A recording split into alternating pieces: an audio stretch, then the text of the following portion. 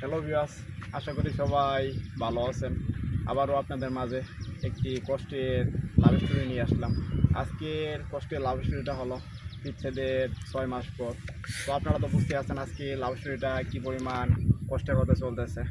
তো একটি মেয়ের সাথে আমার হঠাৎ করেই দেখা হয়ে যায়, আর প্রথম দেখায় সে মেয়েটিকে আমার অনেক ভালো লাগে। আর ভালো লাগার কথাটা সে মেয়েটিকে আমি তখনই বলে দিই। তো বলে দেওয়ার সাথে সাথে সেও হে বলে দেয়। তো তারপর থেকে আমরা আমাদের মতো কথা বলতে থাকি। সেরকম কথা বলতে বলতে হঠাৎ করে একদিন তাকে বলি যে আসো আমরা একদিন ঘুরতে যাই। আর তাকে নিয়ে আমাদের বাড়ির পাশে একটি নদী ছিল, সেই নদীর ধারে ঘুরতেছিলাম। তো এরকম ঘুরতে ঘুরতে হঠাৎ করে একদিন খেয়াল করলাম সে মেয়েটি একটু, তো আমি হঠাৎ করে একদিন বের হয়ে পড়লাম, কারণ কোনো কিছু ভালো লাগতেছিল না। তো এরকমভাবে যে তাকে সামনে পাবো অথবা তাকে দেখবো, তো এটা কল্পনাও করতে পারি নাই।